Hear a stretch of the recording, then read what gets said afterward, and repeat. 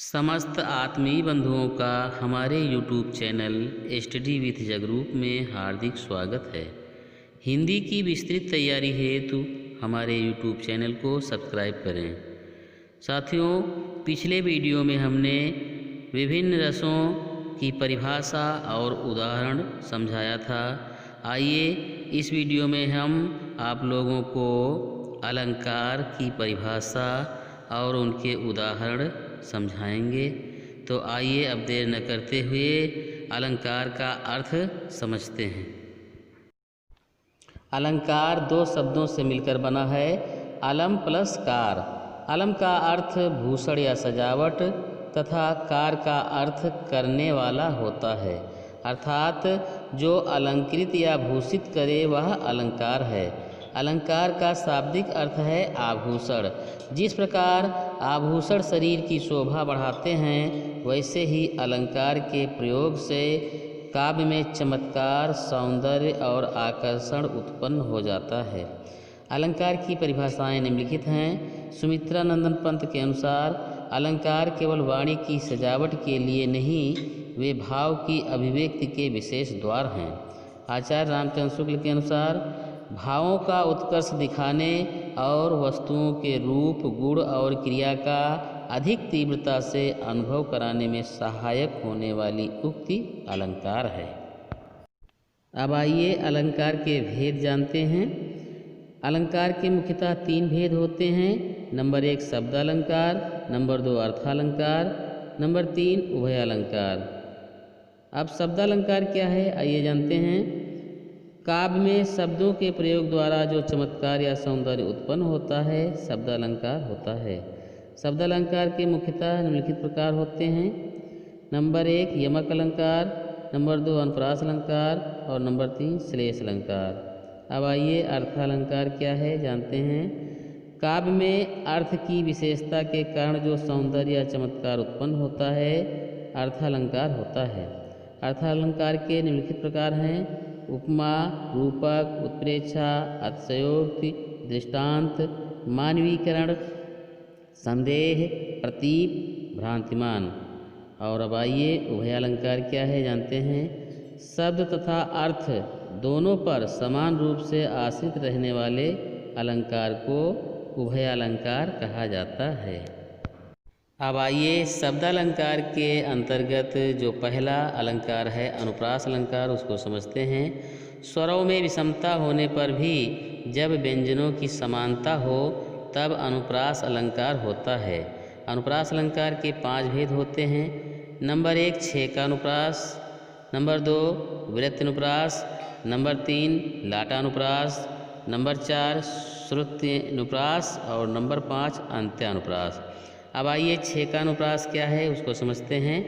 जहाँ एक या अनेक व्यंजनों का 2 बार प्रयोग हो उसे छेकानुप्रास अलंकार कहते हैं। उदाहरण, उसकी मधुर मुस्कान किसके हृदय तल में नहीं बसी। यहाँ मधुर मुस्कान में माँ व्यंजन का 2 बार प्रयोग है, यद्यपि स्वरों में भेद है। नंबर 2 वृत्तानुप्रास, जहाँ वृत्ति के अनुसार एक या अनेक व्यंजनों की आवृत्ति 2 से अधिक बार हो उसे वृत्तानुप्रास अलंकार कहते हैं। उदाहरण, तरन तनुजा तट तमाल तरुवर बहुछाए, झुके कूल सो जल परसन हित मनोह सुहाए।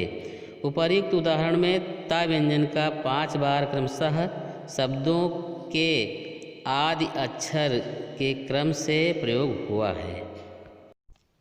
अगला अलंकार है लाटानुप्रास। आइए लाटानुप्रास अलंकार क्या है समझते हैं। जहाँ वाक्य में समान शब्द समूह बार बार आए, जहाँ वाक्य जैसा का तैसा या थोड़ा बहुत हेर फेर करके बार बार आए, बार बार आने वाले शब्दों के अर्थ भी समान हो, किंतु थोड़े से हेर फेर के कारण अथवा विरामादि चिन्ह बदल जाने के कारण वाक्य का अर्थ भिन्न हो जाए, वहाँ लाटानुप्रास अलंकार होता है। उदाहरण, पराधीन जो जन नहीं स्वर्ग नरकता हेतु। और पराधीन जो जन नहीं नरक स्वर्ग नरकता हेतु। उपर्युक्त उदाहरण में दोनों वाक्य समान हैं, केवल अल्प विराम बदल जाने से अर्थ बदल जाते हैं। अगला है श्रुत्यनुप्रास, जहाँ एक ही व्यंजन नहीं किंतु समान उच्चारण वाले व्यंजन बार बार आते हैं, उसे श्रुत्यनुप्रास अलंकार कहते हैं। जैसे तुलसीदास शब्द में 5 व्यंजन हैं और पांचों समान उच्चारण वाले हैं। अगला है अंत्यानुप्रास। छंद के चरणों के अंत में समान वर्णों के आने पर अंत्यानुप्रास अलंकार होता है। उदाहरण गुरुपद रज मृदु मंजुल अंजन नयन अमी दृग दोष विभंजन। उपर्युक्त उदाहरण में दोनों चरणों के अंत में अंजन विभंजन में समानता है। अगला अलंकार है यमक अलंकार, जहाँ अर्थ की भिन्नता रखने वाले अक्षर समूह जिनमें स्वर और व्यंजन दोनों की समानता हो बार बार आते हैं, उसे यमक अलंकार कहते हैं। उदाहरण कनक कनकते 100 गुनी मादकता अधिकाय व खाए बौराए जग या पाए बौराए।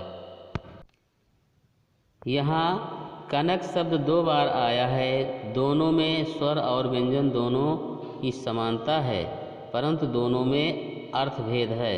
प्रथम कनक का अर्थ सोना और दूसरे कनक का अर्थ धतूरा है, अतः यमक अलंकार है। अगला अलंकार है श्लेष अलंकार, जहाँ एक शब्द एक ही बार प्रयोग हो किंतु उसके अर्थ अनेक हों, वहाँ श्लेष अलंकार होता है। श्लेष शब्द का अर्थ है चिपका हुआ, अर्थात जहाँ एक ही शब्द में अनेक अर्थ चिपके हुए हों। उदाहरण भूषण सदृश उडगन हुए मुख चंद्र शोभा छा रही विमलांबरा रजनी वधू अभिसारिका सी जा रही। यहाँ विमलांबरा बहुव्रीहि समास में अंबर शब्द में श्लेष है, जिससे 2 अर्थों की प्रतीति होती है। विमल है अंबर आकाश जिसमें रात्रि पक्ष में, विमल है अंबर वस्त्र जिसके अभिसारिका पक्ष में। इस श्लेष पर ही पद्य का सारा सौंदर्य निर्भर है। अब आइए अर्थालंकार के अंतर्गत पहला अलंकार उपमा अलंकार होता है। आइए उपमा अलंकार को जानते हैं। जहाँ रूप रंग गुण आदि किसी उभयनिष्ठ अर्थात दोनों में होने वाला धर्म के कारण किसी वस्तु की किसी दूसरी श्रेष्ठ अथवा अधिक प्रसिद्ध वस्तु से समानता दिखाई जाती है, वहाँ उपमा अलंकार होता है। उपमा अलंकार के 4 अंग होते हैं। ये कहीं तो चारों स्पष्ट रहते हैं, कहीं इनमें से 1 या 2 लुप्त भी रह जाते हैं। ये अंग हैं नंबर 1 उपमेय, जिसका वर्णन करना होता है उसे उपमेय कहते हैं। जैसे राधा का मुख चंद्रमा के समान है, इस वाक्य में राधा के मुख का वर्णन किया गया है, यह उपमेय है। इसी को प्रस्तुत अथवा वर्णनीय भी कहते हैं। नंबर 2 उपमान, वर्णनीय वस्तु की जिस वस्तु से या जिस वस्तु के साथ समानता दिखाई जाती है उसे उपमान कहते हैं। उपर्युक्त उदाहरण में वर्णनीय मुख की समानता चंद्रमा के साथ दिखाई गई है, अतः चंद्रमा उपमान है। नंबर 3 साधारण धर्म, उपमेय और उपमान दोनों में रहने वाले जिस समान धर्म के आधार पर समानता दिखाई जाती है उसे साधारण धर्म कहते हैं। उपर्युक्त उदाहरण में सुंदर शब्द साधारण धर्म है। नंबर 4 वाचक शब्द, जिस शब्द के द्वारा उपमेय और उपमान की समानता सूचित की जाती है उसे उपमा का वाचक शब्द कहते हैं। जैसे समान, सम, सदृश, सौ, सम, तुल्य आदि। उदाहरण विदग्ध होके कण धूल राशि का तपे हुए लौह कणों के समान था। उपमेय धूलिकण, उपमान लौह कण। साधारण धर्म विदग्धता, वाचक शब्द समान। अब आइए उपमा के भेद जानते हैं। उपमा के 3 भेद होते हैं। नंबर 1 पूर्णोपमा, नंबर 2 लुप्तोपमा और नंबर 3 मालोपमा। अब आइए पूर्णोपमा क्या है जानते हैं। जिस उपमा में चारों अंग विद्यमान हो उसे पूर्णोपमा कहते हैं। उदाहरण, जनक वचन छुए बिरवा लजारु के से, वीर रहे सकल सकुचि सिर नाय के।